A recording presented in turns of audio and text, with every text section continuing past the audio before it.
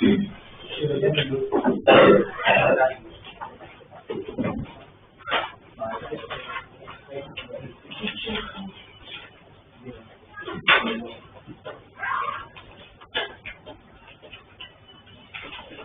हुआ आप लोग का? देखो डाउट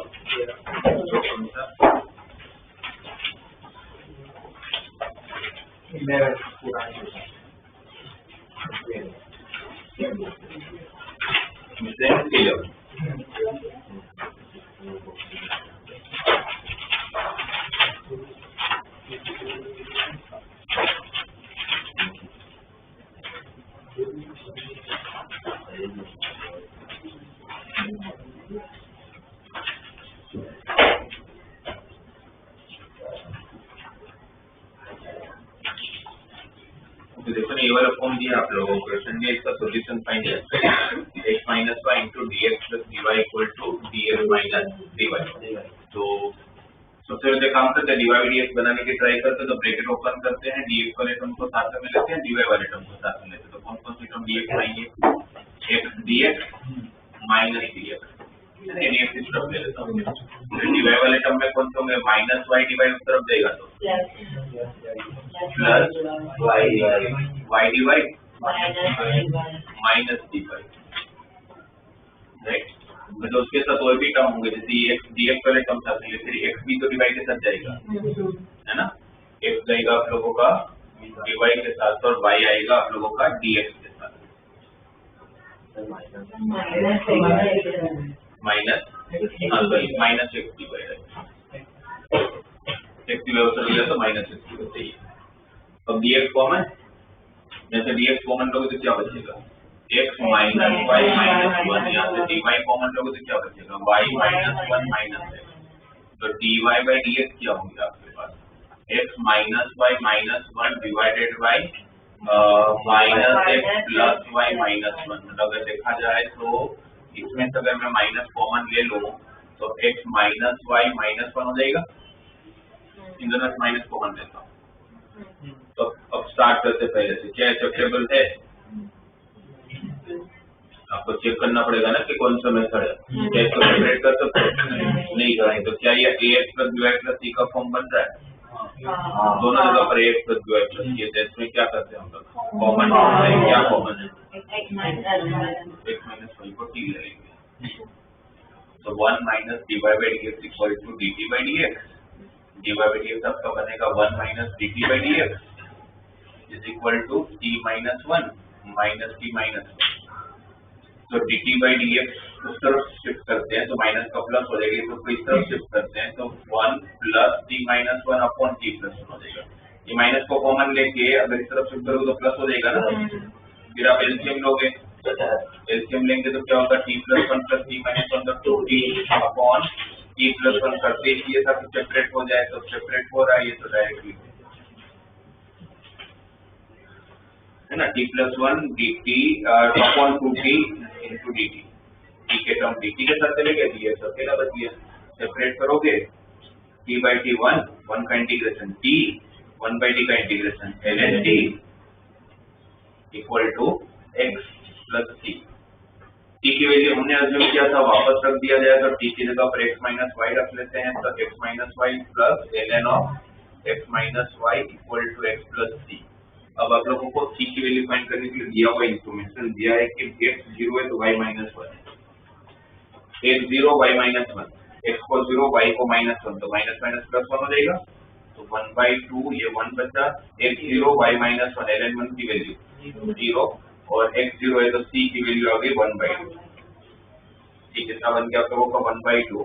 तो फाइनली आप लोगों को मिल रहा है x minus y plus ln of x minus y equal to 2x plus 1। ये जो 2 है तो मैंने सामने क्रॉस मल्टीप्लाई किया तो 2x होगा और c 1/2 था तो उसका 2 ये 2 कट गया। तो 2x और x को साथ में लोगे तो ln x minus y equal to x plus y plus 1। आप ये कर सकते हो x minus y equal to e raise to power x plus y plus 1। मतलब ठीक है, यहाँ तक भी छोड़ दोगे तो मेरे से कोई प्रॉब्लम नहीं है। और ऑब्जेक्ट होगा तो पता ही होगा ऑप्शन। ठीक है, नेक्स्ट क्वेश्चन तो मिसलेनियस का ये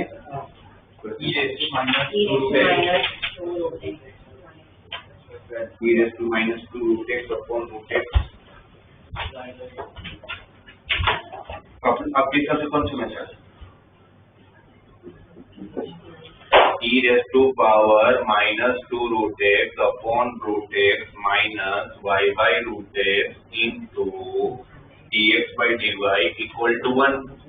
पहले उस तरफ ले लोगे तो dy by dx 1 के साथ मल्टीप्लाई होगा तो dy by dx हो जाएगा माइनस y by root x इस तरफ देगा तो प्लस y by root x equal to e raised to power minus 2 root x upon root x कौन सा फॉर्म आ गया लीनियर p कौन है 1 by root x integrating factor क्या होगा e के पावर 1 upon root x का integration 1 by root x x का पावर minus 1 by 2 x का पावर minus 1 by 2 का 2 root x फिर क्या करते हैं अपनी आईएम आने के बाद दोनों साइड मल्टीप्लाई करके फिर लेफ्ट हैंड साइड क्या बनता था डिफरेंशियल किसका इंटीग्रेटिंग फैक्टर इनटू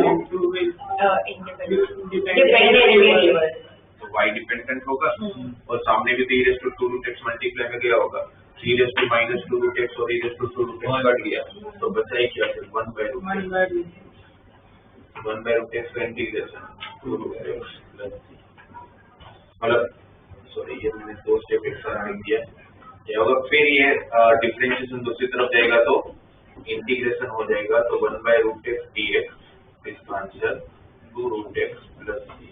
आप लोग बीच में एक स्टेप मैंने लिखा नहीं आप लोग बोर्ड में लिखेंगे कौन सा वो जो मल्टीप्लाई करते दोनों से उसके बाद आप ये लिखोगे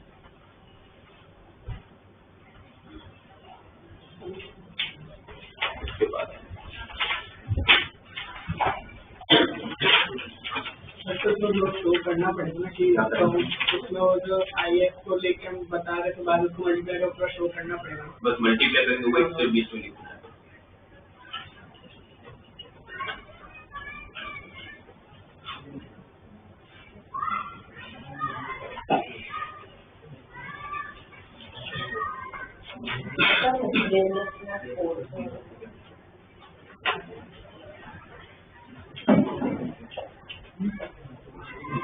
फोर्थ वाला new text prove that x square minus y square equal to c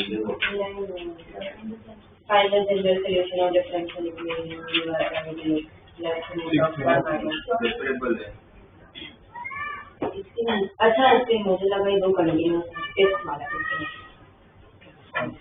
है ना उस तरफ जाके सेपरेबल मुझे लगा पूरा कंडीशनल है क्योंकि मेरे पेंटिंग है वन का वो ना और देखो कोई होगा अब आप लोग टेक्स्ट बुक में सेकंड एक्सरसाइज है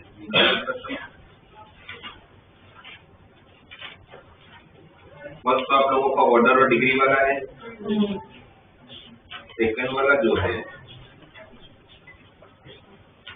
उस सेकंड वाले में आप लोगों को 1 to 10 क्वेश्चन दिए हैं 1 to 10 आप लोगों को ऊपर टाइटल पढ़ोगे तो क्या दिया initial of the exercise 1 to 10 verify that the given function is a solution of the corresponding differential equation क्या देखना है आप लोगों को देखा जाए तो क्वेश्चन के हिसाब से कि अगर फर्स्ट क्वेश्चन की बात करो तो y double dash minus y dash equal to 0 सबका वही है ना न्यूटन को वही होगा आपको बोला जाता है कि इसका सॉल्यूशन प्रूव करके तो कि y equal to x plus 1 तो अगर y double dash minus y dash अच्छा आप लोगों ने अभी तक देखा 4-5 दिन से जब से डिफरेंशियल इक्वेशन के सॉल्यूशन फाइंड कर रहे हैं एक चीज सब में कॉमन है क्या था वो सारे के सारे उसका ऑर्डर 1 ही था किसी का भी ऑर्डर 2 ही ऑर्डर 2 होगा तो टफ हो जाएगा तो ऑर्डर 2 होगा तो 2 बार इंटीग्रेशन करना पड़ेगा ऑर्डर 3 होगा तो 3 बार करना पड़ेगा एक बार में अपने को प्रॉब्लम आती है तो 2 बार आएगा तो टफ हो जाएगा तो नॉर्मली नहीं पूछते हैं राइट बट यहाँ पर फर्स्ट क्वेश्चन में 2 बार difference y double dash minus y dash equal to 0 को 2 बार डिफरेंशिएट करके मतलब सॉरी 2 बार इंटीग्रेट करके आपको क्या प्रूव करना है y equal to e raise to x plus 1 उसका सॉल्यूशन है पर हम वो करेंगे ही नहीं हम क्या करेंगे भाई ज्यादा इसे डिफरेंशिएशन होते हैं एक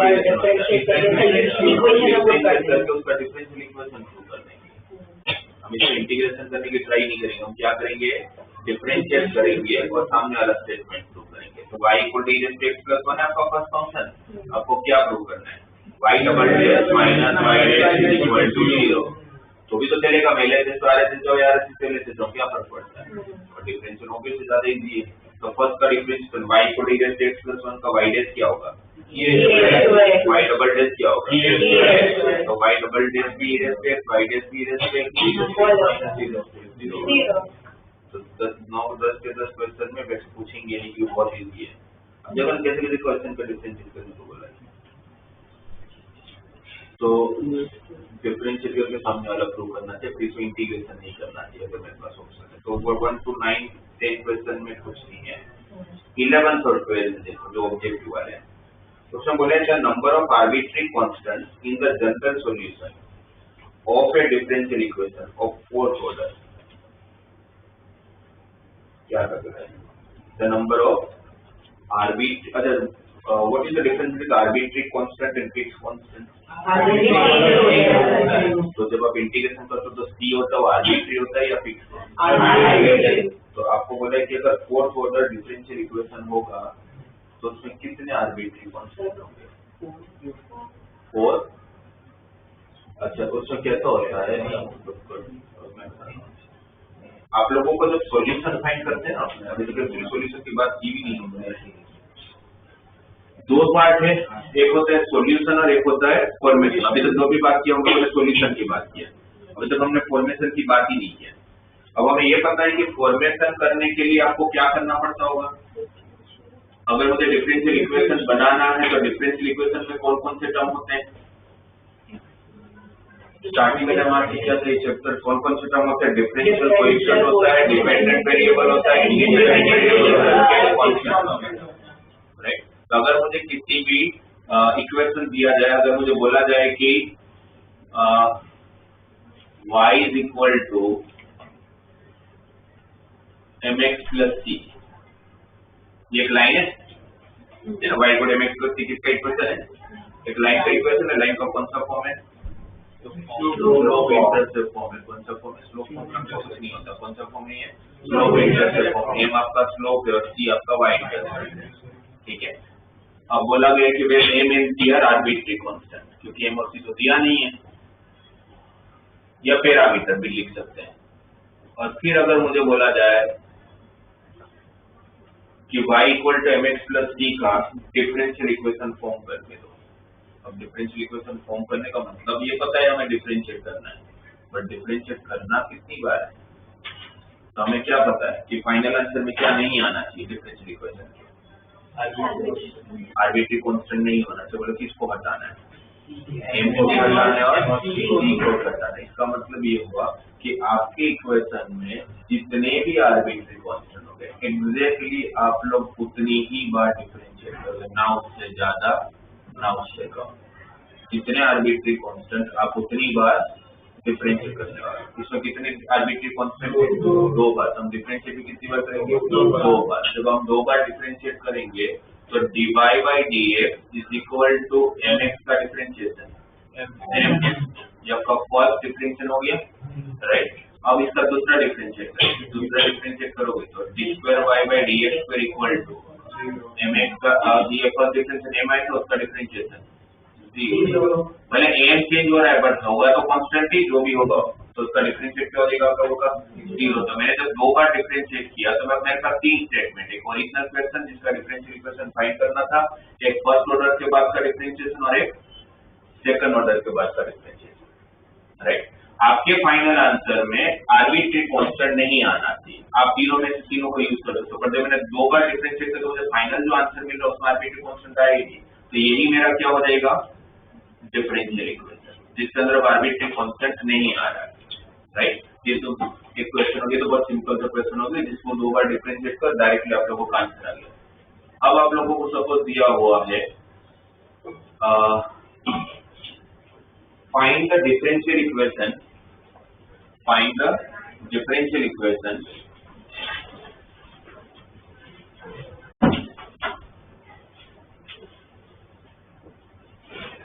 find the differential equation of all families of circle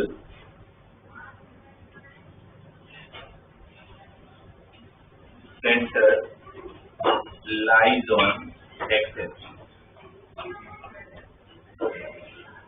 आपको बोलते हैं बाहर।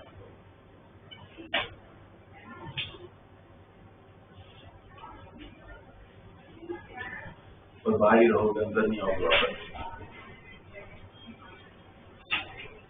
Find differential equation of all families of circles whose center lies on x-axis, right. तब ये कितने सर्कल की बात हो रही होगी? बहुत सारे इनफाइनाइट सर्कल से, राइट। इनफाइनाइट सर्कल का एक डिफरेंशियल इक्वेशन बना के देना है। डिफरेंशियल इक्वेशन क्या करता है? Rate of change. डिफरेंशियल में करते क्या होगा? रेट ऑफ चेंज देगा। मुझे हर सर्कल का एक रेट ऑफ चेंज का इक्वेशन बन के देना है, राइट। अब सर्कल कैसा है? फैमिली ऑफ सर्कल में centre lies on the x axis. उस सर्कल का सेंटर कहाँ पर लाई कर रहा है? एक्स एक्सिस पे। अगर उसका सेंटर अगर एक्स एक्सिस पे लाई कर रहा है तो ऐसा सर्कल हो सकता है, ऐसा सर्कल भी हो सकता है, ऐसा भी हो सकता है, ऐसा भी हो सकता है, कैसा भी हो सकता है। पर ये कंफर्म है कि अगर सर्कल का सेंटर अगर एक्स एक्सिस पे है तो उसका सेंटर का कोऑर्डिनेट s,0 होगा, करेक्ट।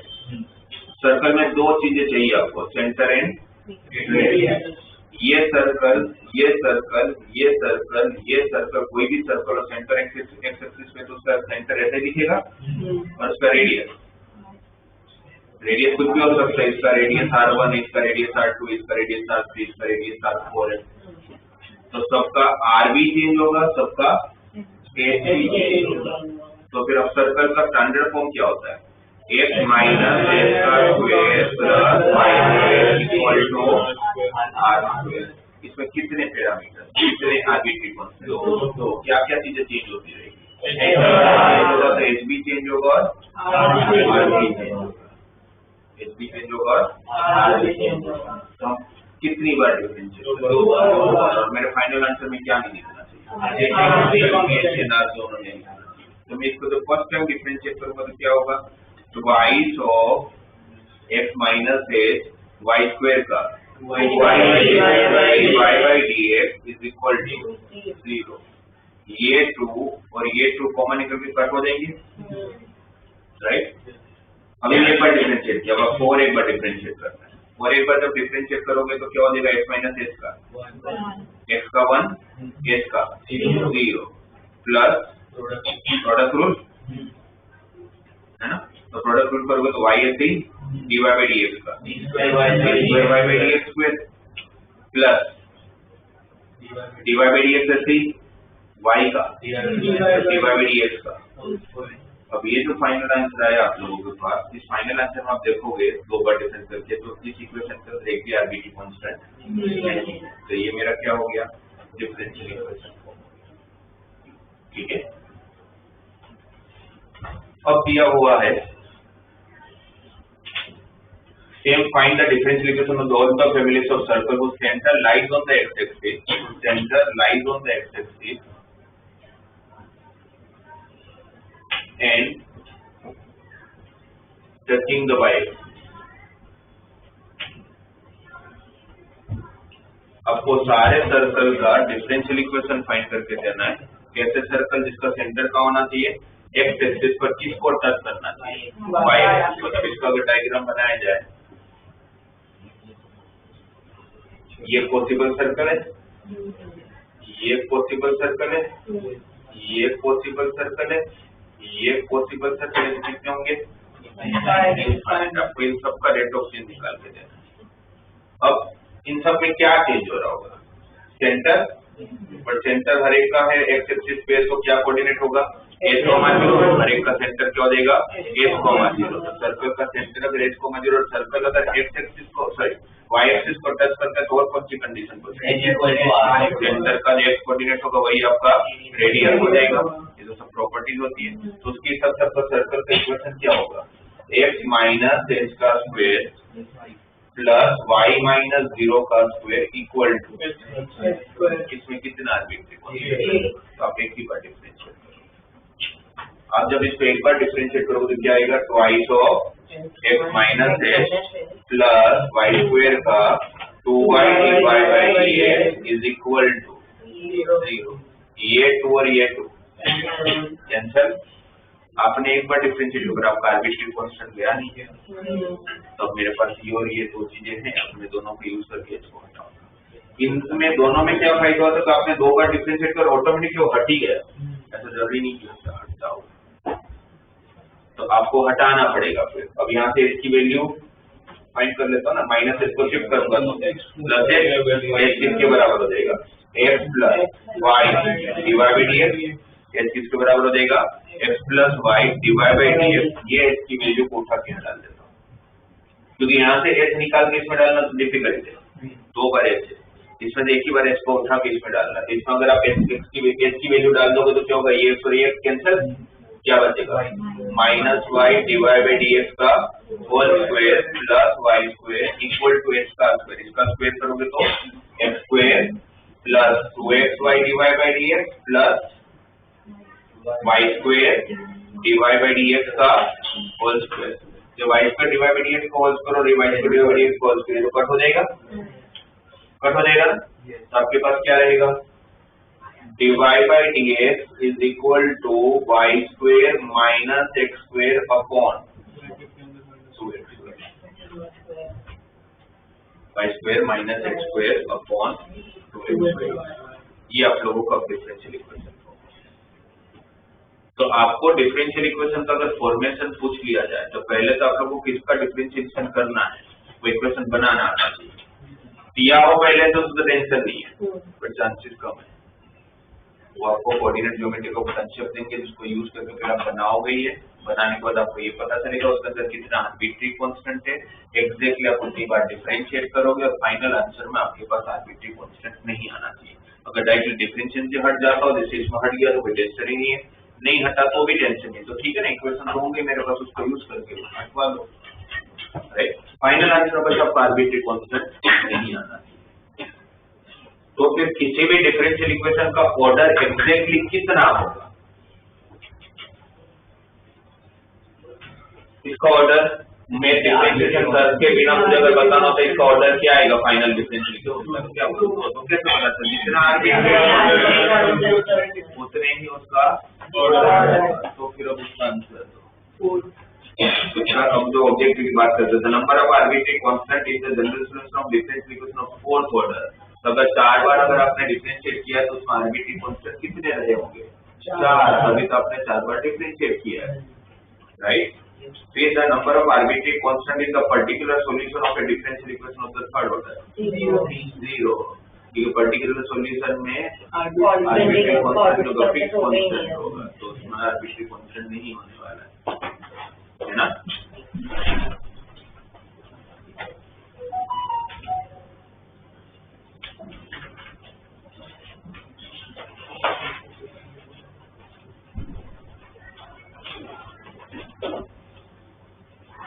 अगर आप लोगों को बोला गया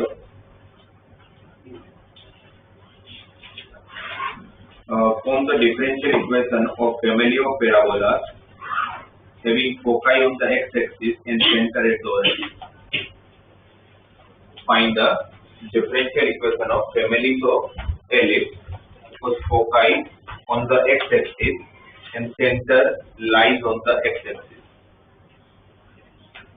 तो आपको मेनली तो ये सोचना है कि उसके अंदर आर्बिट्री कांस्टेंट है कितने, families of ellipse whose foci on the x-axis and center lies on the center is at origin. तो कौन से एलिप्स की बात हो रही है, किसके फोकस एक्स एक्सिस पे होते हैं, हॉरिजॉन्टल के वर्टिकल, हॉरिजॉन्टल के।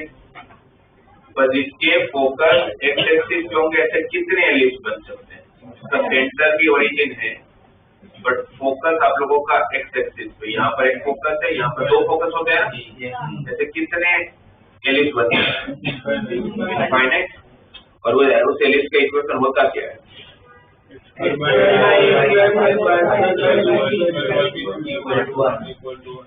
कितना आर्बिट्री कांस्टेंट है, दो। तो कितनी बार डिफरेंशिएट करोगे? फाइनल आंसर में क्या नहीं चाहिए? कैसे करोगे? पहली बार डिफरेंशिएट करोगे तो क्या आएगा? 2x/2 plus 2y divide by dx upon b square is equal to 1 का डिफरेंशिएट 0, ये 2 और 2 कट। वापस एक बार डिफरेंशिएट x/a² का 1/a², फिर 1/b² ऐसे रहेगा। y into dy by dx का डिफरेंशिएट करोगे तो प्रोडक्ट रूल y ऐसे ही dy by dx का फिर dy by dx ऐसे ही y का वापस dy by dx dy by dx का और किसको हटाना है? ये 1/a² इस तरफ आया, अब ऐसा हो जाएगा y d² y by dx square plus dy by dx का whole square is equal to minus of b² by a²। 1/a² कर देगा तो -1/a², b² + 1। आपने 2 बार डिफरेंशिएट किया बट a और b हटानी है, आपको हटाना पड़ेगा। कैसा चलोगे? यहाँ से आप लोग को बस -b² की वैल्यू मिल गई, राइट। अब आप लोग का 3 इक्वेशन है, 1 2 और 3। तीनों को यूज करके जैसे भी करना हो, बस फाइनल आंसर मुझे भी नहीं चाहिए। तो क्या करा जाए? फर्स्ट वाली इक्वेशन में b²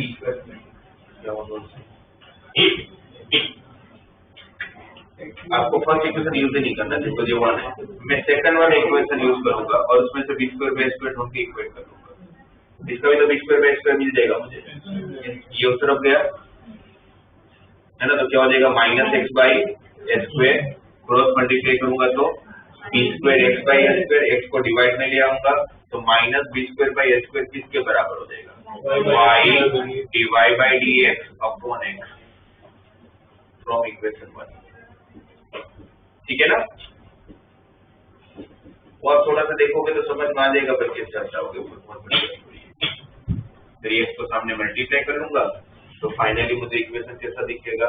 x/y2 प्लस y1 का स्क्वायर इक्वल टू y/1। इसका ऑर्डर कितना है? इसका ऑर्डर कितना है? 2। मुझे यहीं से पता चल गया तो ऑर्डर 2 होगा। ऑर्डर के लिए मुझे डिफरेंशिएट करने की जरूरत है। अगर मुझे इतना में इसको ऑर्डर ही बताना हो तो मैं से बता दूंगा 2 है, बट डिग्री फाइंड करने के लिए तो आपको पूरा करना पड़ेगा, तब तक डिग्री पता चलेगा कितना इसका डिग्री। डिग्री के लिए क्या क्या चेक करते थे? सबसे पहले क्या चेक करते थे डिग्री के लिए?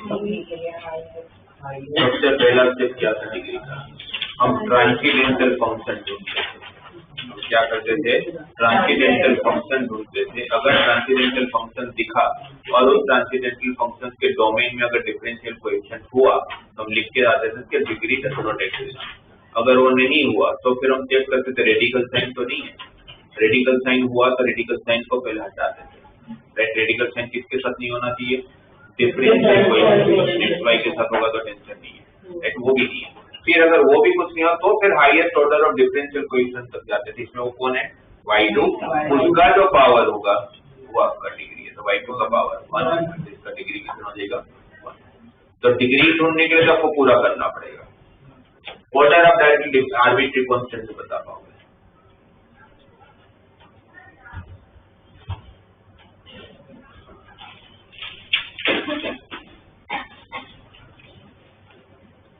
आपको बोला था कि form the differential equation representing the families of parabolas. मुझे बताना इक्वेशन किसका डिफरेंशिएट करोगे?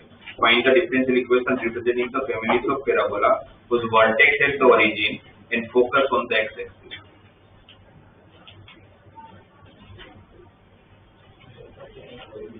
Find the differential equation of all the families of parabola whose vertex at the origin and focus on the x-axis. Right या left?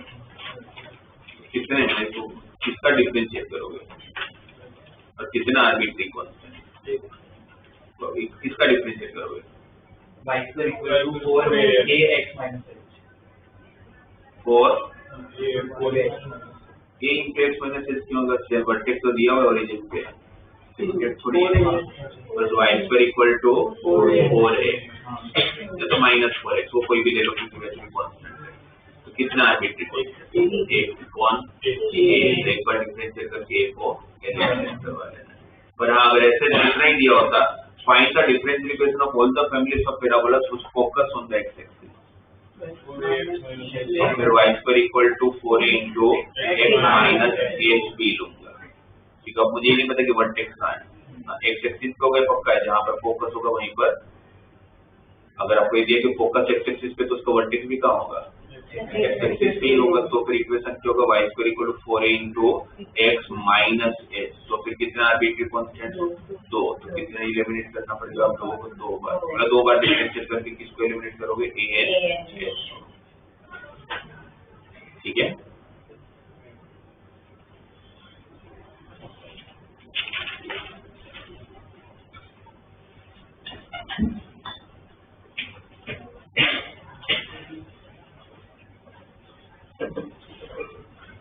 form the differential equation of the families of circles.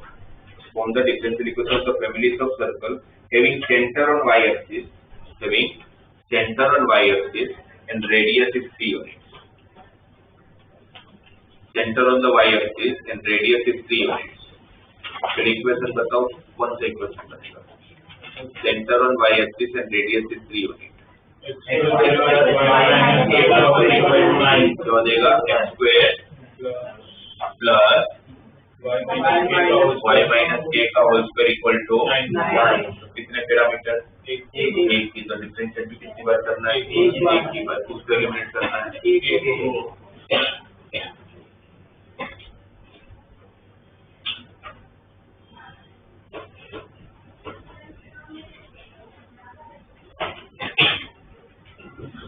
Ellipse idea वाला module है।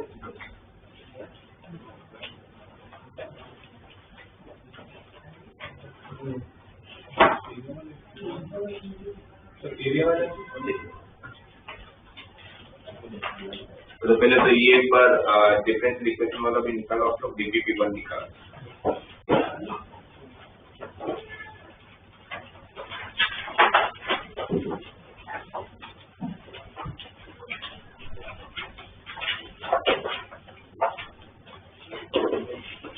dp1 पूरा आप लोगों का formation का dp है। ठीक है, बताते जाओ मुझे। फर्स्ट जो है आप लोगों का दिया हुआ कौन सा differential equation, representing the family of curves y equal to a times cos of x plus b, where a and b are parameters. तो कितनी बार डिफरेंशिएट, पहला डिफरेंशिएट का आंसर क्या होगा, minus a sin of x b। और एक बार करोगे minus a cos x plus b।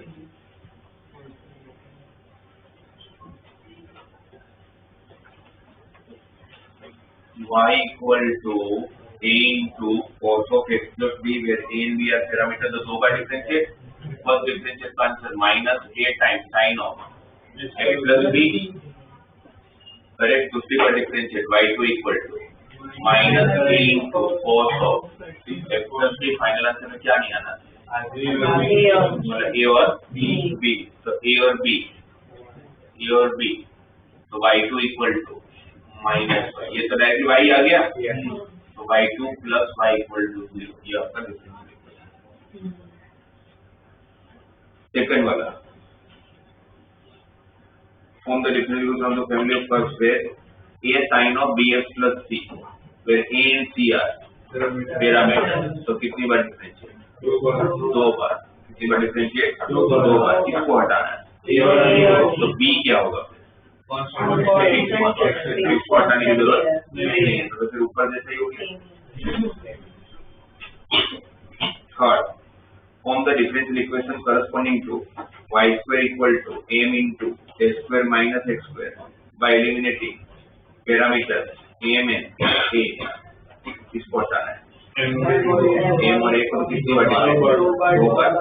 तो पर आप जब 2 बार डिफरेंशिएट करोगे तो फर्स्ट टाइम डिफरेंशिएशन का answer y square equal to m into a square minus x square। इसका फर्स्ट टाइम का डिफरेंशिएशन का answer y divided by a, m constant, x square minus x square का, x square का 0 minus x square का minus. फिर और एक बार differentiate. Yes. तो और जब आप एक बार डिफरेंशिएट करोगे तो क्या हो जाएगा, ये 4 को कट कर लेते हैं पहले, y y2 प्लस y1 तो y1 का स्क्वायर माइनस mx का माइनस, अब तुमने डिफरेंशिएट कर लिया, बट आप आर्बिट्री कांस्टेंट हटा नहीं, m को हटाना पड़ेगा। तो ऊपर से m की वैल्यू हटा के ये तो हट गया था, तो m यहाँ से उठाऊंगा, यहाँ डाल दूंगा, तो m अगर वहां से डालूंगा तो ये minus y by x divide एक तो माइनस माइनस प्लस हो जाएगा, या माइनस m की वैल्यू y बाई एक्स सही है, xy by 2 plus xy1 square equal to y by 1। फिर पूछ सकते हैं कि इसका और जो भी इक्वेशन होगा बोलेंगे इसका डिग्री ढूंढिए, तो आपको यहाँ तक आना पड़ेगा, फिर आपको डिग्री ढूंढनी पड़ेगी। तो highest order of differential equation y2 है, क्योंकि ट्रांसेंडेंटल फंक्शन नहीं है, रेडिकल साइन ये वो सब टेंशन नहीं है, तो y2 का पावर 1 है, तो डिग्री कितना 1। फोर्थ का इक्वेशन बता दो किसका करोगे। Find the differential equation of all the circles touching the x-axis at the origin. x-axis को टच कर रहा है origin पे, कैसा सर्कल बनेगा? x-axis को टच कर रहा है origin पे, सर्कल कैसा दिखेगा? क्या होगा क्या नहीं होगा तो बात की बात है, दिखेगा कैसा? क्या? Find the differential equation of the family of circles whose कहाँ पर टच कर रहा है x axis, all the circle touching the x axis at the origin। x axis पर टच कर रहा है बट कहाँ पर, तो पक्की बात है इसका सेंटर y axis पे ही होगा, और तो कोई पॉसिबिलिटी नहीं बन सकती, दोनों कंडीशन को फुलफिल कर ले, सही है। अगर सेंटर अगर y axis पे होगा तो उसका सेंटर को आप क्या लिखोगे, 0,a, और अगर सेंटर y एक्सिस पे तो उसका रेडियस भी कितनी a, तो x square plus y minus a का होल स्क्वायर इक्वल टू ऐसे कुछ होगी। तो उसमें y एक्सिस को टच कर रहा था, और उसका नेक्स्ट क्वेश्चन हुई है y एक्सिस पे। फिफ्थ वाला, so that the differential equation that represent the family of parabolas having their axes are symmetric coincident with the axis of x। इसका differentiate, families of all the parabolas having their axis of symmetry coincident with the x-axis, आपका x-axis होना चाहिए, तो right या left, ठीक है, वो बराबर राइट और लेफ्ट। अब इक्वेशन क्या होगा,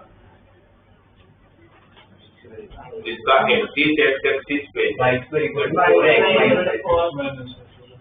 क्योंकि इस केस में आप लोगों का जो पैराबोला होगा उसका एक्सिस एक्स एक्सिस पे, तो पैराबोला कुछ भी हो सकता है ना, जिसका वर्टेक्स ओरिजिन भी हो सकता है, वर्टेक्स कहीं पर शिफ्टेड भी हो सकता है, राइट भी हो सकता है, लेफ्ट भी हो सकता है, कुछ भी हो सकता है। तो फिर इसका इक्वेशन क्या होगा, y square equal to 4a2 क्योंकि उसका वर्टेक्स अब h को 0 होगा। कितनी बार डिफरेंशिएट, 2 बार डिफरेंशिएट हो, तो पहला differentiate 2y by 1 4a x minus h का 1, और फिर y बाई 1 का y by 2 plus y1 square 2a का 0 होता है, और h दोनों हट गया, तो y बाई 2 प्लस y1 वही 2। Form the differential equation of the family of ellipses having foci on y axis and center at the origin। ये इसका फोकाई x एक्सिस पे था, इसका फोकाई y एक्सिस पे होगा, तो कौन सा है वर्टिकल एक्सिस हॉरिजॉन्टल, इक्वेशन तो सेम ही होता है, तो आपका फाइनल आंसर ये है। इक्वेशन लिखने में तो फर्क ही नहीं होता, बस हॉरिजॉन्टल में ग्रेटर देन भी होता है, वर्टिकल में लेस देन भी होता है।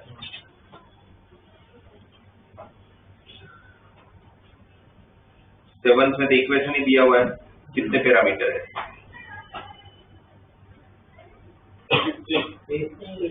तो कितनी बार डिफरेंशिएट करोगे, और फिर सी को हटा लें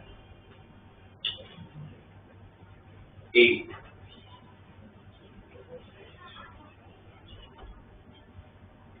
Assume that a raindrop evaporates at a rate proportional to its surface area. Form a differential equation involving the rate of change of radius of the raindrop।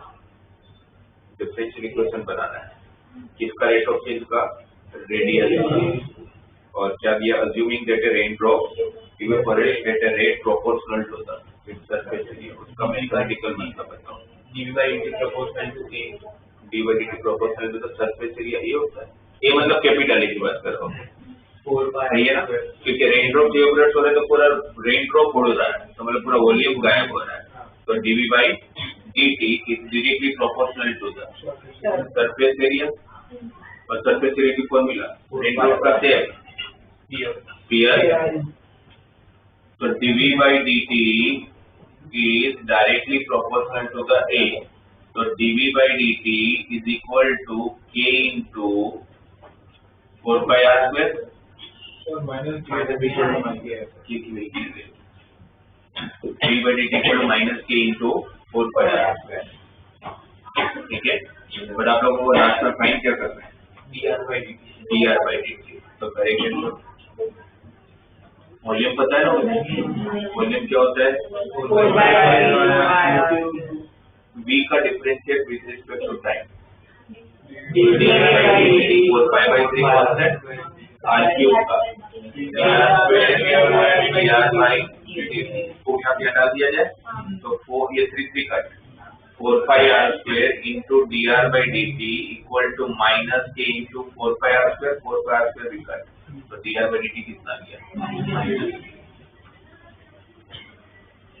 9। Find the differential equation of all the parabolas with lateral rectum 4a and whose axes are parallel to the x-axis. Axes are parallel to the x-axis. कौन सा parabola, right या but shifted, आपका axis कहीं पर parallel to the x axis, ऐसा कुछ parabola होगा तो इसका इक्वेशन कैसा, या राइट या लेफ्ट हो सकता है, y माइनस, क्योंकि पॉइंट आपका s कोमा k, तो y minus equal to 4a into x minus h, कितने पैरामीटर है, दो लेटरल सिस्टम का लेंथ चेंज नहीं हो रहा है, अगर नहीं दिया होता तो 3 होते हैं, कितनी बार डिफरेंशिएट, 2 बार, twice of y minus k into y1, ये का तो 0 हो जाएगा, और ऐसे ही x का 1 s का 0, वापस एक बार, तो y minus k into y1 का y2, फिर y1 ऐसे ही y का y1 k का 0, तो y1 स्क्वायर 2a का, ये 2a हो गया था ना, 2a का डिफरेंशिएट 0, इसको हटाना है k को, यहाँ से k की वैल्यू उठाता हूँ, यहाँ डाल देता हूँ, y माइनस k की पूरी वैल्यू उठा लेता हूँ, y माइनस k की वैल्यू y1 की क्रॉस मल्टीप्लाई करते हैं y2 plus y1 cube equal to 0, ये तो नहीं सकता है, तो ये तो कांस्टेंट है, कोई टेंशन, ऑर्डर कितना है इसका,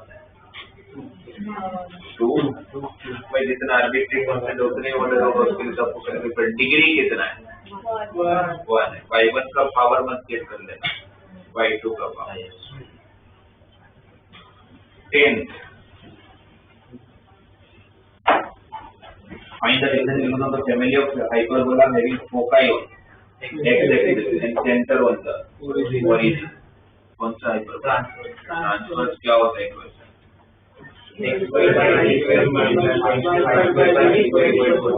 कितना आर्बिट्री कांस्टेंट, 2, a और b, 2 समझ आ गया फॉर्मेशन। अब आप लोगों को मैंने एरिया इसलिए मंगवाया कि उसके अंदर मैंने क्वेश्चन आप लोगों को छोड़वाया था, बोला डिफरेंशियल इक्वेशन हो जाए उसके बाद उसको सोल्व करने, तो उसमें शायद डिफरेंशियल इक्वेशन का फॉर्मेशन की बात हुई थी, क्वेश्चन नंबर था कौन सा डाउट था मुझसे लास्ट क्लास में ध्यान क्वेश्चन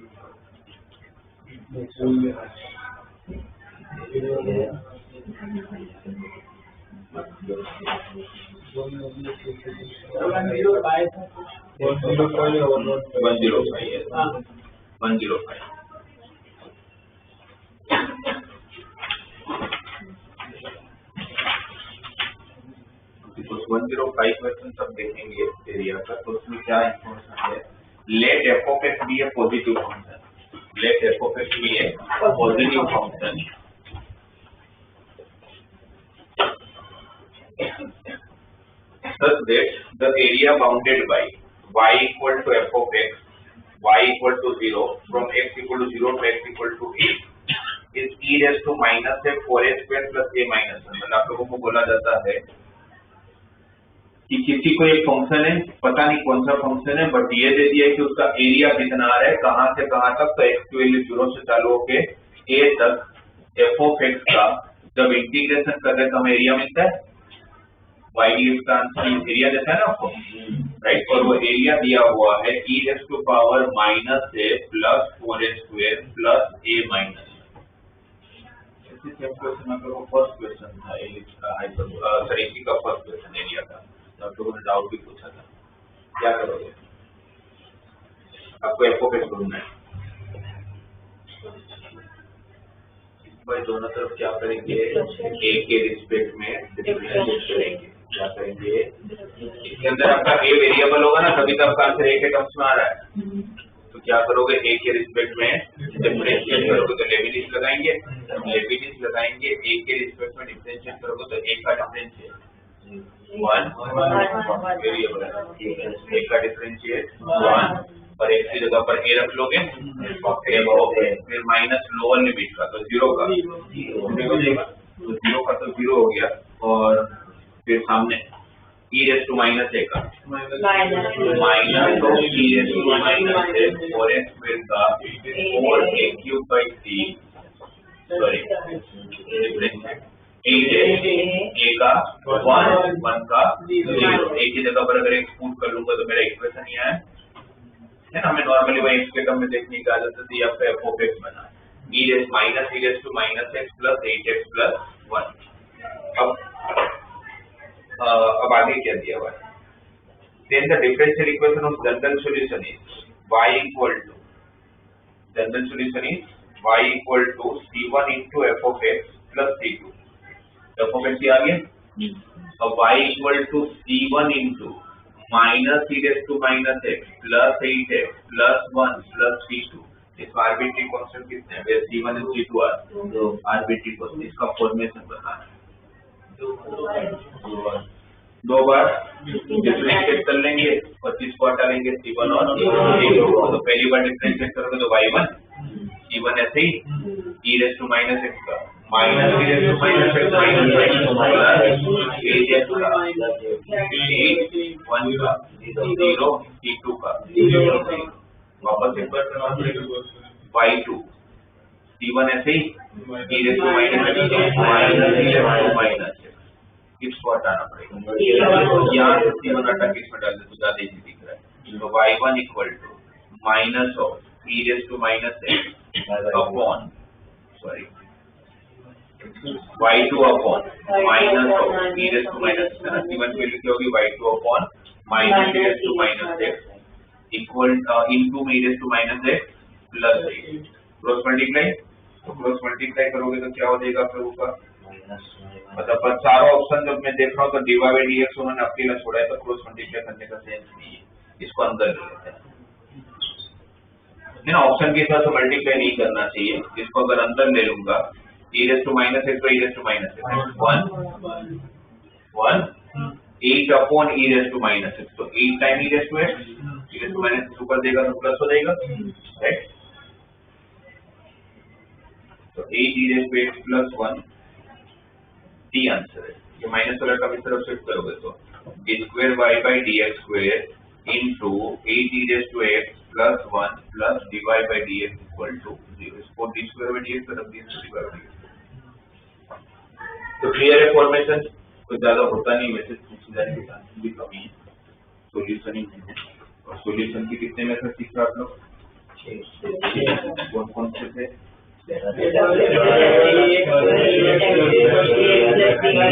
टेबल से चालू किया वो नहीं हुआ तो नहीं हुआ तो क्या करोगे, मतलब कॉमन पार्ट नहीं था a प्लस b ओके, फिर वो नहीं हुआ तो फिर उसमें क्या करते हैं, हर एक में y by x को ही लेते हैं, dx वेरी हुआ तो होमोजेनियस भी नहीं हुआ तो सॉरी दो फॉर्म dy by dx और dx by dx, वो नहीं हुआ तो और बर्नौली नहीं हुआ तो फिर वो एक होमोजेनियस, ठीक है। वो एक कंसेप्ट में वो है ऑर्थोगोनल ट्रैजेक्टरी।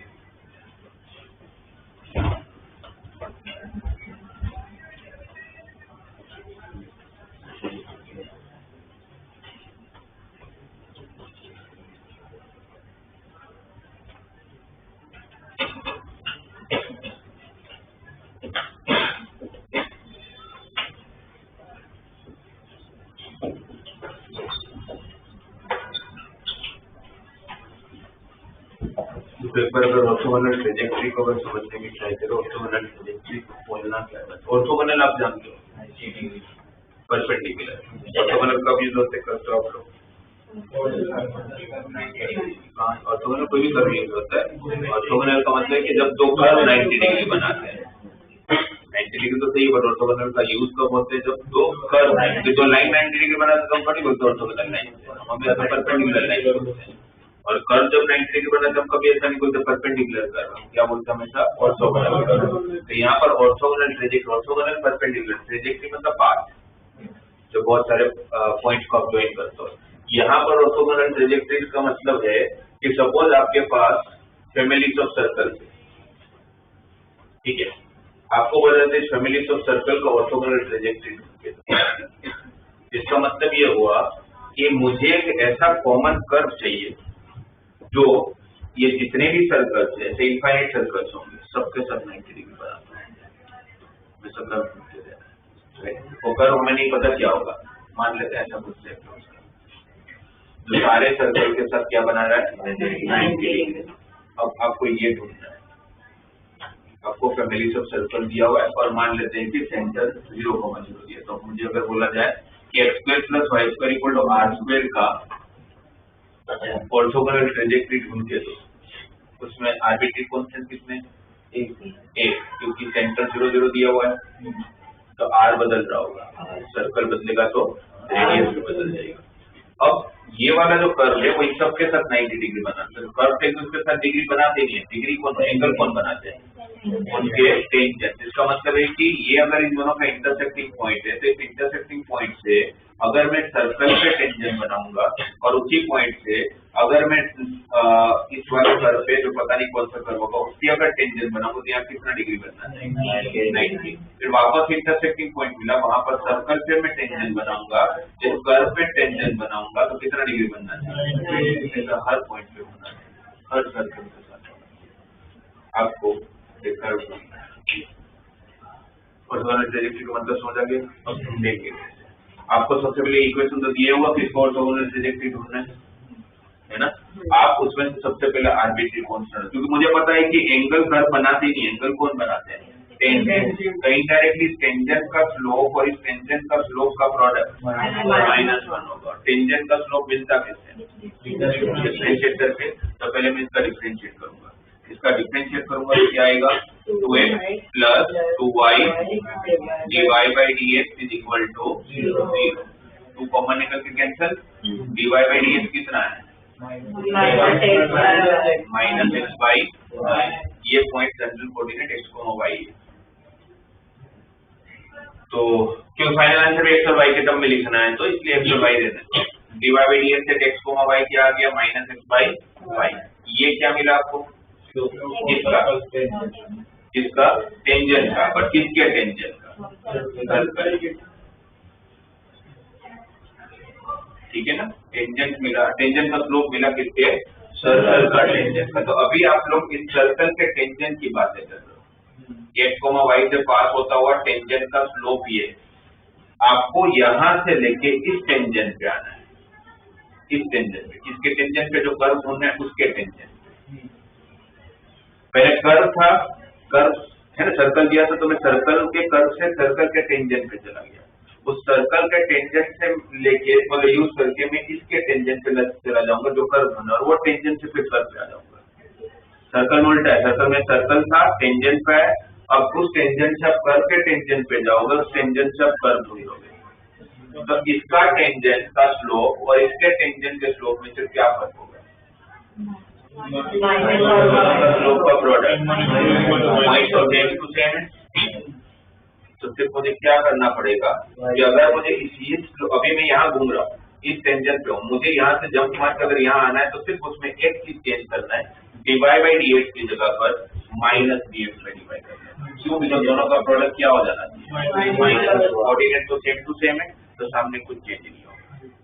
तो दोनों तरफ चेंज कर लोगे तो फिर वापस सेम टू सेम जगह पहुंच जाओगे। आप या तो उस तरफ y बाई एक्स कर लो तो भी चलेगा, या तो इस तरफ minus d x by d y कर लो। तो उस तरफ चेंज करने से अच्छा डी वाई इतना याद रखो, d y by d x की जगह पर क्या रिप्लेस करना है माइनस। जैसे ही आप d y by d x की जगह पर minus d x by d y को रिप्लेस करोगे तो आप इस टेंजेंट से यहाँ पर चले जाएंगे। अब आप यहाँ नहीं, आप अब यहाँ आओ। सही है, क्योंकि दोनों का स्लोप का प्रोडक्ट माइनस वन होगा। फिर मैं यहाँ आ गया, तो इसका मतलब कि मुझे अब क्या मिल गया? मुझे जो कर्व ढूंढना है उसका डिफरेंशियल इक्वेशन मिल गया, तो उसका फिर सोल्यूशन ढूंढना है। इसका फिर सोल्यूशन ढूंढना है। सोल्यूशन के लिए क्या करोगे? Integration dx by x separable ही है दोनों तरफ, इंटीग्रेशन तो ln x equal to ln y plus दोनों ln में ln c ले लेते हैं, ज्यादा सिंपलीफाई हो जाएगा। तो ln x equal to ln y से ln आ जाएगा x इक्वल टू, मतलब ये लाइन तो ढूंढा लगा सब एक लाइन बनता होगा जो ओरिजिन से पास होता होगा। समझ आया क्या करना है? राइट। अच्छा, इसके अंदर ये हुआ कि इसका जब मैंने डिफरेंशिएट किया तो मेरा वो आर्बिट्री कांस्टेंट हट ही गया। नहीं हटा तो हटाना पड़ेगा। फिर आप उस डीवाई बाई डीएक्स की जगह पर माइनस डीएक्स बाई डीवाई को रिप्लेस करोगे, है ना? आपके डिफरेंशियल इक्वेशन में फिर वो नहीं दिखना चाहिए था, इसमें दिखा ही नहीं तो टेंशन ही नहीं था। बट अगर किसी में दिखा तो आपको उसको हटाना पड़ेगा पहले, और फिर डीवाई बाई डीएक्स की जगह पर किसको रिप्लेस करेंगे? माइनस डीएक्स बाई डीवाई को। तो डीवाई बाई डीएक्स की जगह पर जब आप माइनस डीएक्स बाई डीवाई को रिप्लेस करोगे तो आपको क्या मिलेगा? आपको जो ऑर्थोगोनल कर्व चाहिए था, ऑर्थोगोनल ट्रेजेक्टरी चाहिए था, उसका डिफरेंशियल इक्वेशन मिलेगा। उसका क्या मिल जाएगा? डिफरेंशियल इक्वेशन मिल जाएगा, फिर उसका सॉल्यूशन। मेथड क्लियर है?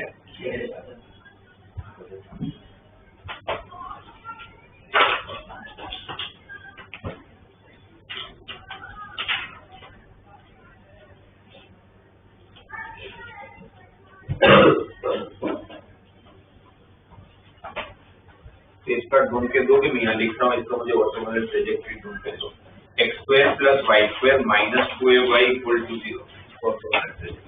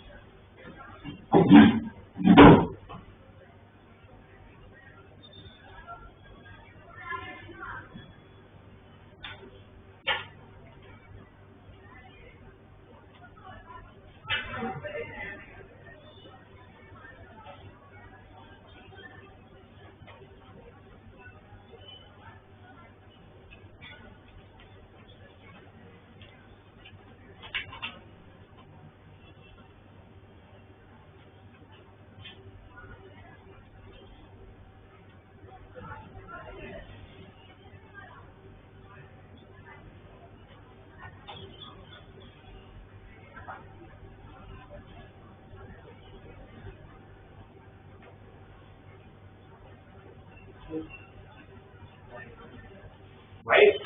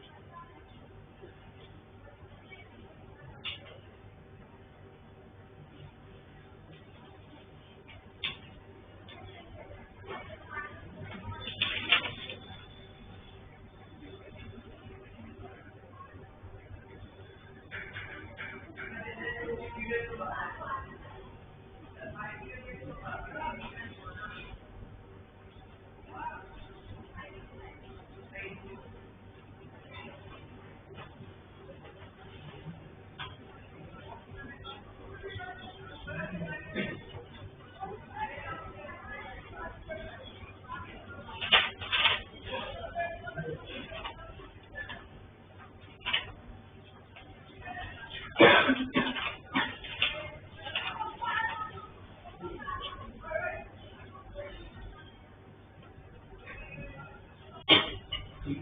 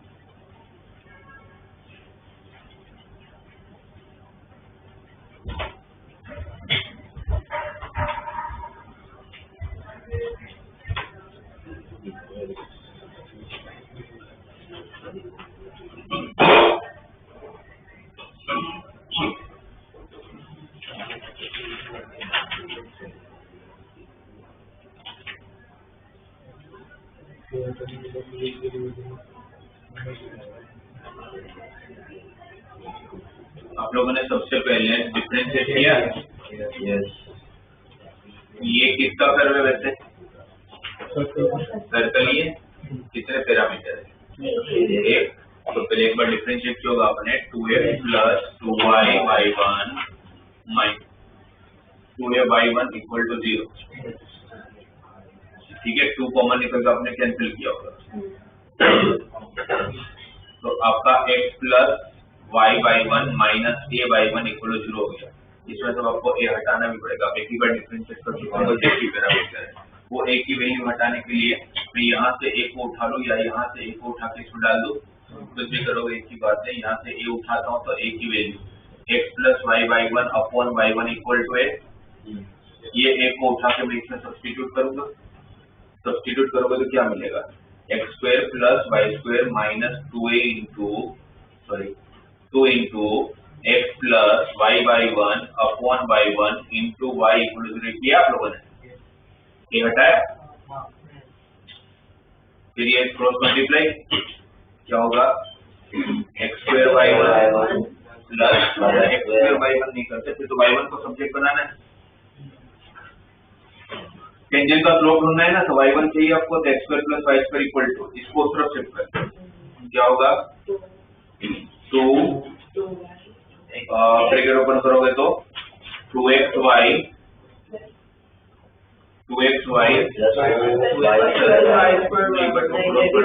क्रॉस मल्टीप्लाई आपको करना ही पड़ेगा।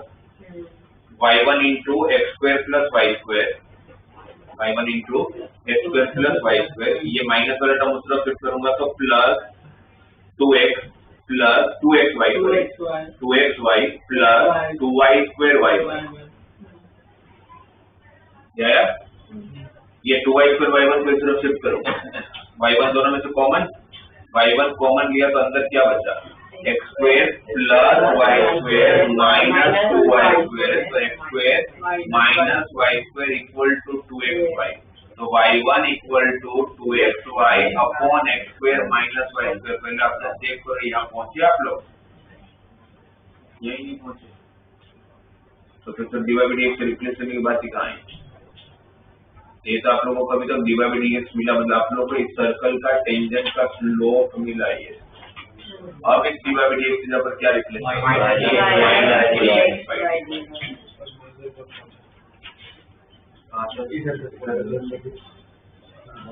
अब ये माइनस हटा लेता हूँ, ये माइनस और एक प्लस कर लेता हूँ। dx by dy equal to 2xy by y square minus x square. इसको अब तो ये लिख सकता हूँ ना, dy by dx equal to y square minus x square upon 2xy। ये आपको जो कर्व आपको चाहिए, जो ऑर्थोगोनल ट्रेजेक्टरी आपको चाहिए, उसका ये डिफरेंशियल इक्वेशन है। यहाँ से आपको सॉल्यूशन लाना है। इसका सॉल्यूशन कौन सा मेथड?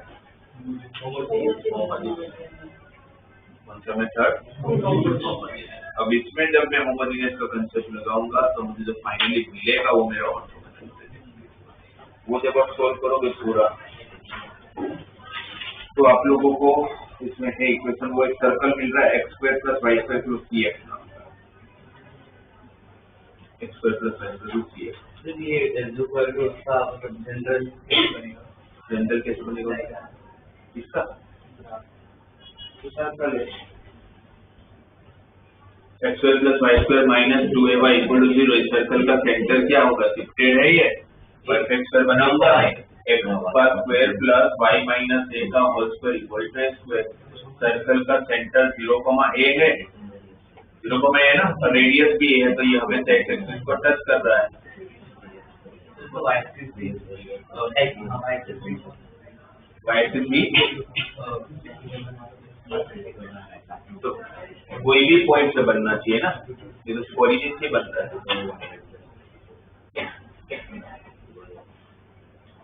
बस आपने ऐसे इसलिए बोला था y axis.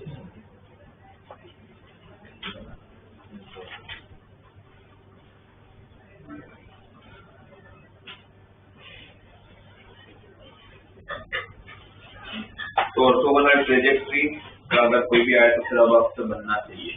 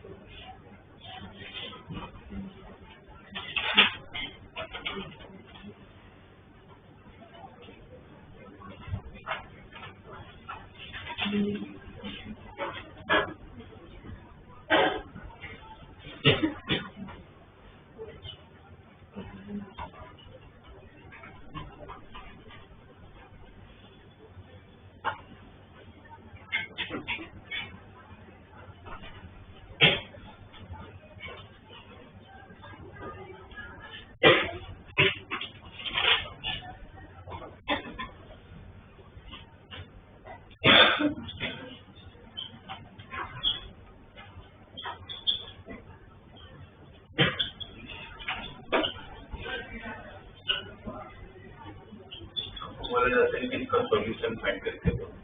x dx + y dy = x dy - y dx / x² + y²।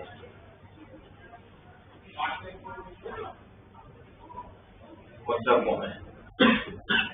पहले तो हम लोगों को ऐसा फॉर्म देखने की आदत है, हमें dy by dx देखने की आदत है, तो एक काम करते हैं, dx से डिवाइड कर लेते हैं।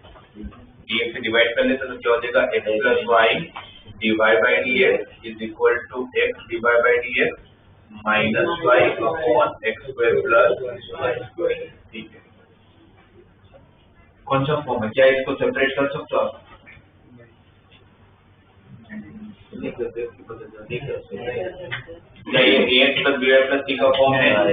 नहीं। क्या ये होमोजेनियस है? नहीं। क्या ये लीनियर डिफरेंशियल इक्वेशन है?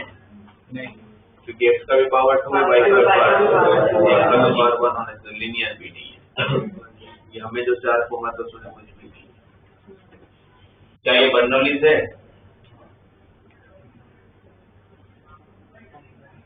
बर्नौलीज का इक्वेशन का फॉर्म कैसा होता है? dy by dx + py = q/2 power n। ऐसा फॉर्म भी है क्या ये? वो भी नहीं है, ये बर्नौलीज भी नहीं, और रिड्यूसिबल टू होमोजेनियस भी नहीं है। जैसे कि मुझे मेथड आती है वो कुछ भी नहीं है। तो फिर ऐसे क्वेश्चन में आपको एग्जैक्ट फॉर्म, मतलब नॉर्मली ऐसा क्वेश्चन जब कुछ नहीं होगा तो आपको सोचना है, फिर कोई मेथड नहीं है कि भाई यहाँ पर जो टर्म दिया हुआ है वो किसके डिफरेंशिएशन दिया हुआ है। जैसे आपने x + y dy by dx किसका डिफरेंशिएट हमेशा देखा है, ये किसका डिफरेंशिएट है? किसके डिफरेंशिएट में आपको x + y dy by dx दिखता है?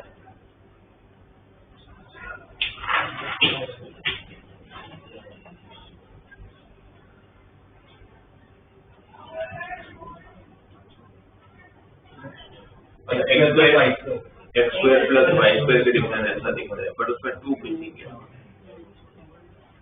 नहीं, 2 मिसिंग है। तो काम करता हूँ 2 से डिवाइड, 2 से मल्टीप्लाई कर लेते हैं, ये तो कर सकता हूँ। तो मुझे समझ में आ रहा है कि जो मेरा लेफ्ट हैंड साइड है वो डिफरेंशिएशन है किसका? x² + y²। Right hand side किसका डिफरेंशिएशन?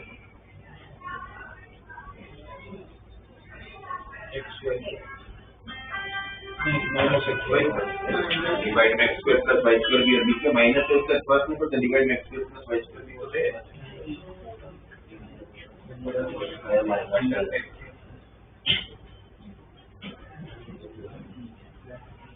अच्छा, एक divide by d x minus y जैसे टर्म कहाँ दिखते हैं आपको? देखो थोड़े से एग्जैक्ट फॉर्म में आपको बता, जो आपको याद होना चाहिए। बोला मैं पेज जिसमें मैंने दिया हुआ सारे तो आप याद नहीं रख पाओगे, पर जो मैं बताता है नहीं याद रख पाओगे।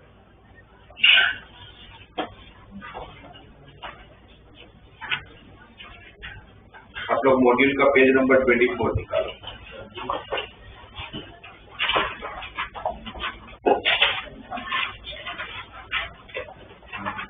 आपको एग्जैक्टली 3 फॉर्म से एटलीस्ट याद होने चाहिए। पहला, यहाँ पर ध्यान दो ना, फिर उसमें बताता हूँ कौन सा आपको ध्यान रखना है। पहला एक्स वाई का डिफरेंशिएशन। एक्स वाई का डिफरेंशिएशन आपको पता है कि बहुत बार यूज होता है। क्या होता है? X divide by d x plus y. अगर ये डिवाइड बाई डीएक्स अगर एक्स के साथ होता तो एक्स वाई का डिफरेंशिएशन होता। Differentiation of x square plus y square, जो भी हमने देखा 2x plus 2y divide by d. Y के साथ डिवाइड बाई डीएक्स आएगा और एक्स के साथ डिवाइड बाई डीएक्स आएगा, उसमें फर्क है। फिर differentiation of y by x. Y by x का डिफरेंशिएशन कैसे होता है? बराबर x into divide by d x minus y upon x square. अगर मुझे वो x divide by d x minus y दिख रहा है, मतलब ये डिवीजन रूल की बात, और यहाँ नीचे एक्स स्क्वायर दिखेंगे, उसको देखते हैं तो दिख जाना चाहिए कि x divide by d x minus y मतलब ये एक्स वाई की बात कुछ तो हो रही है। और वैसे differentiation of x by y, तो क्या होगा? वापस डिवीजन रूल, नीचे वाई स्क्वायर आ जाएगा, ऊपर वाई थ्री, एक्स का differentiate 1 minus x divide by d x, correct. And y three आएगा, एक्स के रिस्पेक्ट में आप लोग करोगे तो 1 हो जाएगा, और माइनस एक्स ऐसे वाई का divide by d x divide by y square. ठीक है, तो उसमें आप लोगों को कौन कौन से बहुत सारे फॉर्म में दे रखे, सारे सब याद रखोगे। जैसे पहला वाला आपको ध्यान में रखना है, सेकंड वाला आपको ध्यान में रखना है, थर्ड वाला आपको ध्यान में रखना है। ये 3 सब ध्यान में रखोगे।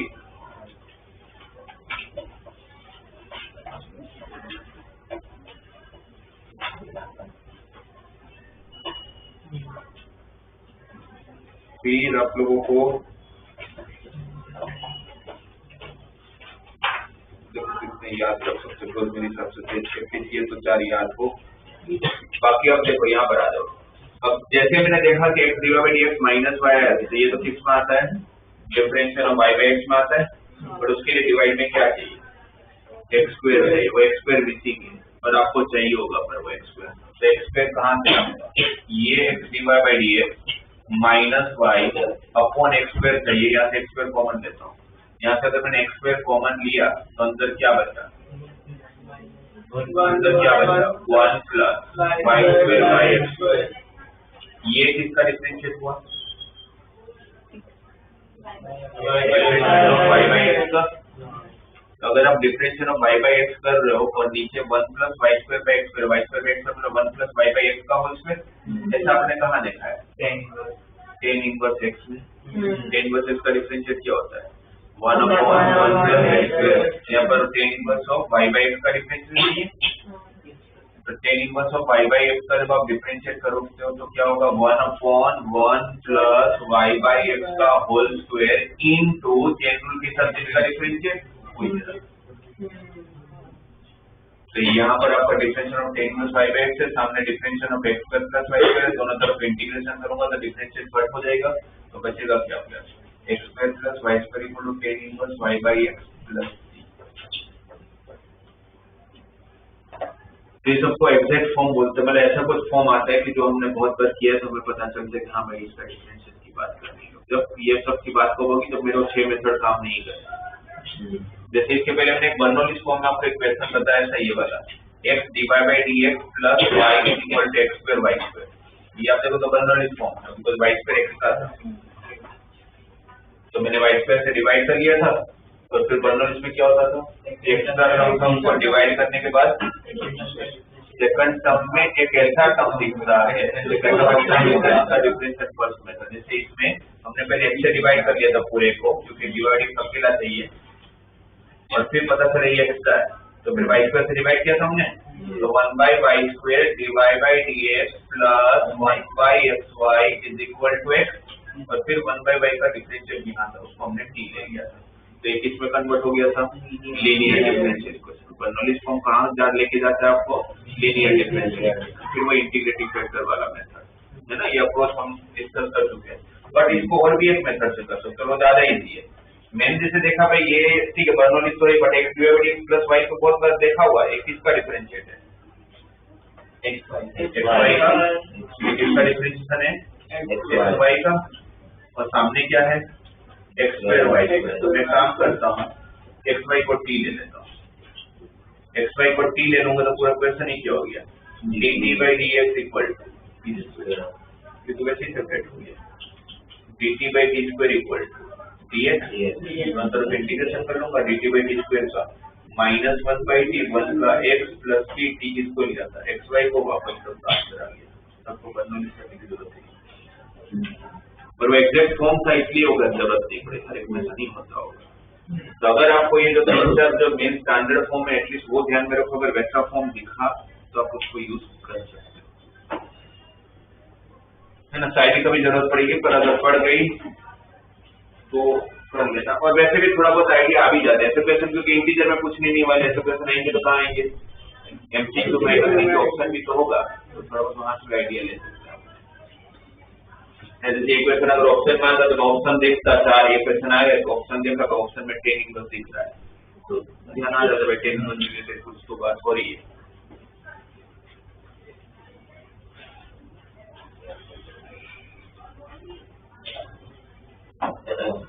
अच्छा मेरे को एरिया में एक चीज बताओ, अगर आप लोगों को बोला जाए mod of x minus 1 plus mod of y minus 1 equal to 4, बोले इसका इंक्लूसिव का एरिया फाइंड करो, ठीक है करो।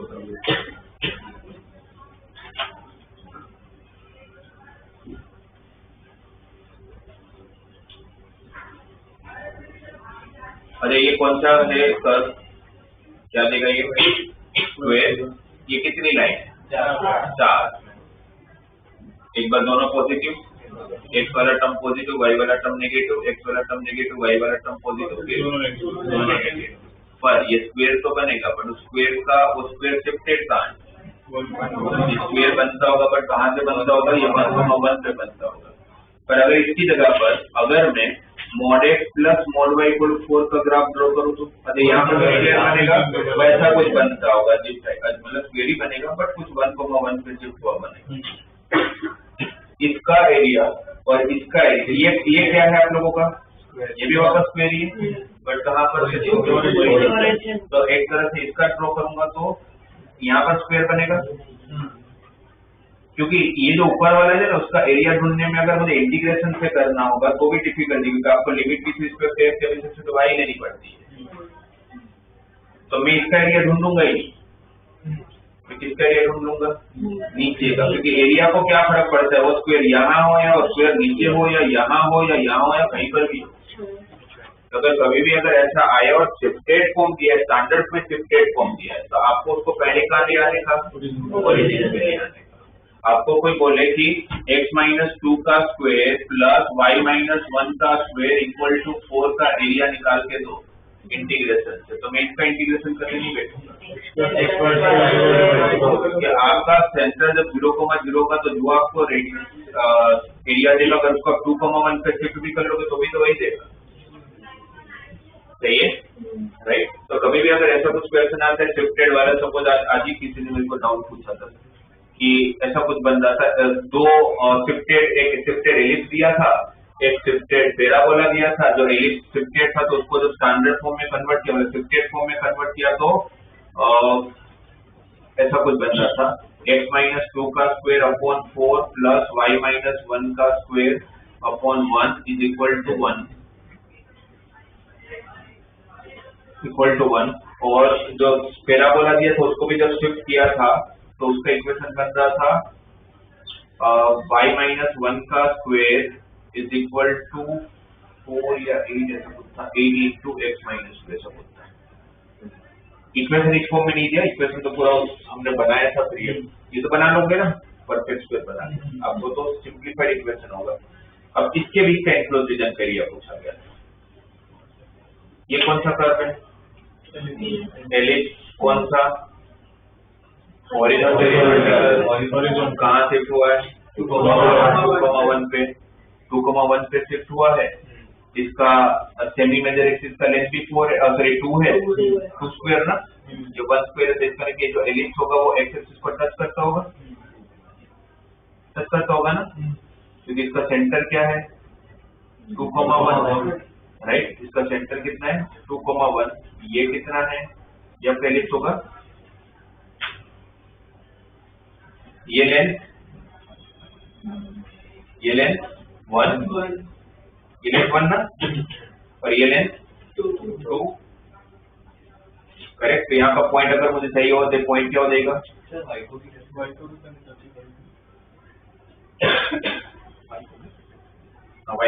करेगा, वो 2 ही है ना, ठीक है, y को भी टच करेगा। ये पॉइंट कितना 4,1 और इस तरफ का पॉइंट 0,1, ठीक है। अब इस पर हमने पैराबोला बनाया, पैराबोला भी कहाँ शिफ्ट हुआ है 2,1 पे, कौन सा पैराबोला? राइट साइड, ऐसा कुछ, और आपको भी ये एरिया ढूंढना। अब ये एरिया ढूंढना डिफिकल्ट है, बीच को एक्स लिमिट भी लेने का, फिर ये सब करने का, और दोनों में अच्छी बात है कि दोनों का शिफ्टिंग पॉइंट सेम है, इन दोनों को उठा के कहाँ ले आओगे? ओरिजिन। और जब दोनों को ओरिजिन पे ले आओगे तो फिर अब आपका कर्व वैसा दिखेगा, एलिप्स दिखेगा, ये पैराबोला दिखेगा, है ना, और आपको ये एरिया ढूंढना होगा। अब इक्वेशन भी क्या हो जाएगा फिर, अब जब ओरिजिन पे शिफ्ट कर दिया तो x² + y² / 1 = 1 and y² = 8x। तो फिर तो इंटरसेक्टिंग पॉइंट निकालेंगे, 0 से लेकर इंटरसेक्टिंग पॉइंट तक पैराबोला का इंटीग्रेशन, इंटरसेक्टिंग पॉइंट से लेकर 2 तक एलिप्स का इंटीग्रेशन, है ना, फिर दोनों को ऐड और उसका डबल, सही है। तो फिर अगर कहीं पर हवा में हो आपका कर्व तो पहले उसको ओरिजिन पे शिफ्ट करवाना, ज्यादा इजी हो जाएगा। हवा में मतलब एक्स वाई एक्सिस को रिलेटेड नहीं है तो वो सिंपल हो जाएगा अगर कभी ऐसी जरूरत पड़े, ठीक है। तो मैंने डिफरेंशियल इक्वेशन में भी जो चीजें आपको जाननी चाहिए थी एंट्रेंस और बोर्ड लेवल पे मैंने सब कुछ बता दिया। अब आप लोगों का टेक्स्ट बुक अगर हो गया हो तो अब आप लोग उसमें डीपीपी चालू कर सकते हैं। डीपीपी में क्लास ये उसमें डीपीपी का लास्ट एक डीपीपी होगा, डीपीपी को जिसमें बहुत सारे वर्ड प्रॉब्लम दिए वो नहीं करोगे चलेगा,